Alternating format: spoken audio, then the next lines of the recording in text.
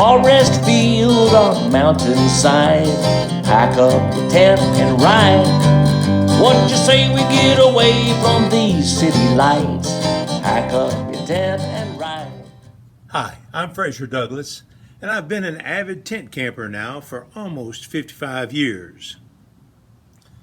This video is going to be the first of 2 videos that will describe popular family camping tent designs and briefly summarize their relative strengths and limitations. This first video will start with some very old camping tent designs that are still around. Most of these tents started out as canvas tents. Canvas was developed during biblical times and has been continually improved as a tent-making material up until today. Initially, it was made from hemp, but more recently, it is made from linen and cotton. Canvas tents have several advantages over other tents. For example, they are warmer in cool weather, and they hold stronger against the wind. And canvas is more fire retardant than other tent-making materials, so some winter campers put wood-burning stoves inside of them for warmth. But canvas tents are extremely heavy and require considerable packing space. Most families would not be able to pack one in a small car with their children and other camping gear. Now let me describe several older family camping tent designs that were initially made from canvas. I'll start with wedge tents because it's a very simple design that has been around for over 200 years. During the American Civil War, they were used to shelter both rebel and federal troops. After the Civil War, they were used by hunters, surveyors, and pioneer families camped outside of frontier forts. During the early 1900s, it was an economical tent design for poor families. This photo, taken about 1905, shows T.H. Holden, the father of tent camping, in front of his wedge tent.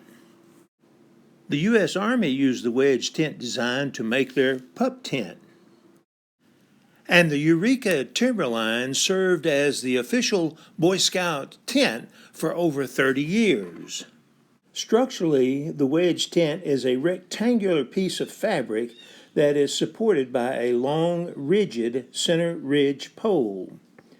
This ridge pole is held upright by 2 rigid vertical poles, one at the front of the tent and one at the back of the tent.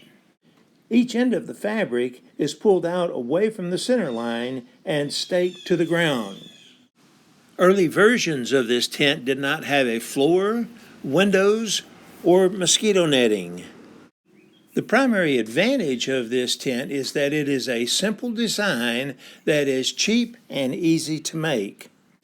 But it has 3 important limitations, most notably the steep, sloped walls greatly reduce interior space.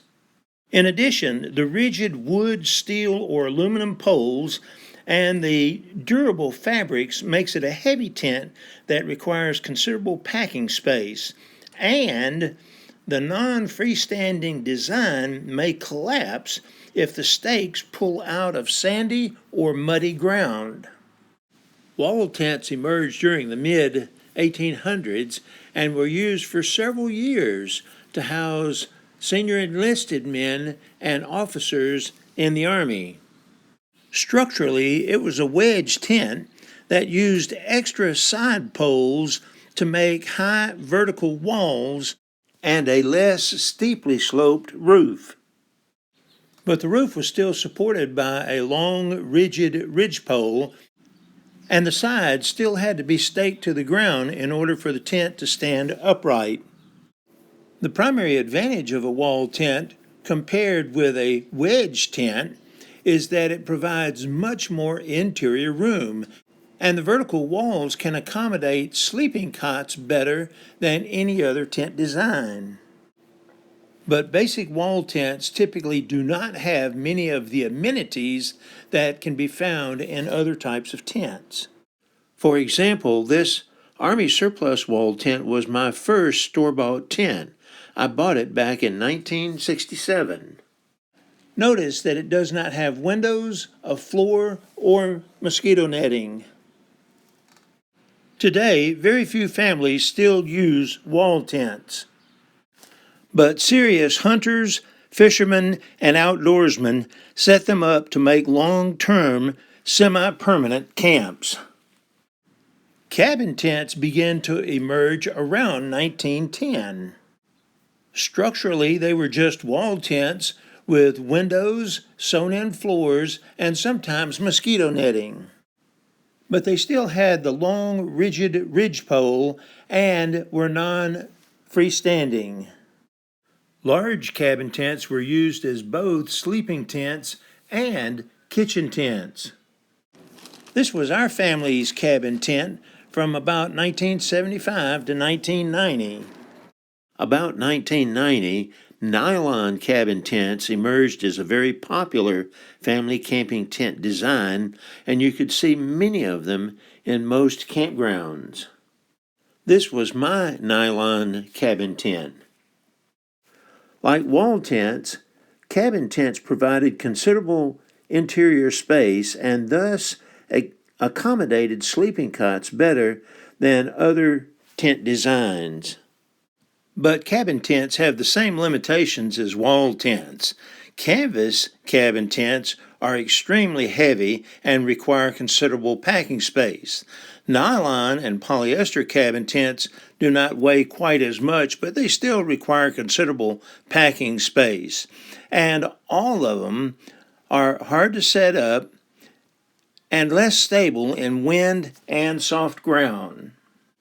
Today you see very few traditional cabin tents, but the Kodiak Canvas Company still makes a traditional cabin tent, and this Kodiak Flexbow or spring bar tent could be considered to be a modified cabin tent.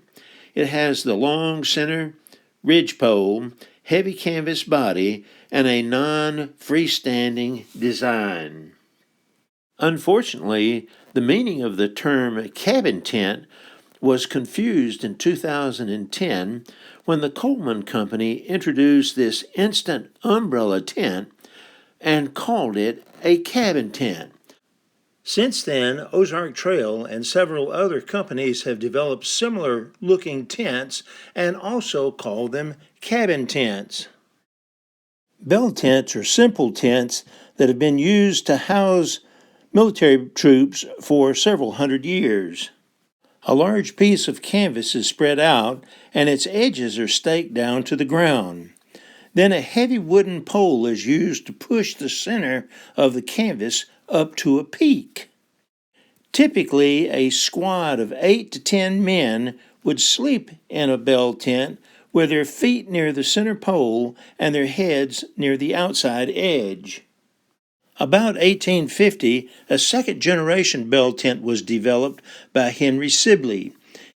This second generation, called the Sibley tent, was widely used by the Federal Army during the Civil War because it was more spacious, it was better ventilated, and it could accommodate a small campfire inside to provide warmth for the troops. Range tents were simpler versions of the bell tent that were used during the late 1800s by cowboys on cattle drives. And pyramid tents, which were smaller bell tents made with a tarp and a trekking pole, were popular with backpackers during the early 2000s. Today you'll occasionally see a bell tent in a campground, but for the most part they are not very popular with most families.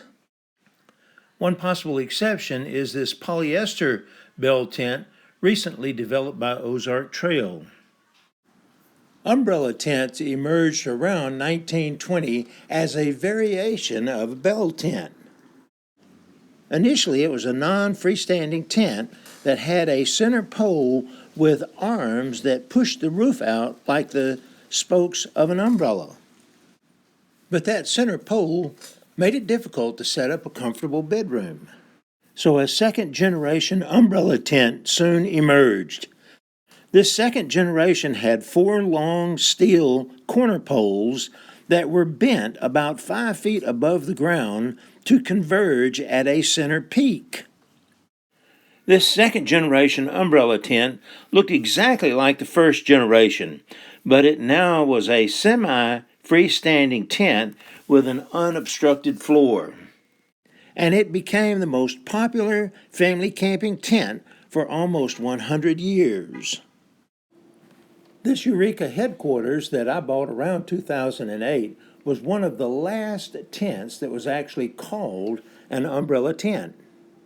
Unfortunately, the term umbrella tent began to disappear from our camping terminology in 2010 when the Coleman Company introduced this instant umbrella tent and called it an instant cabin.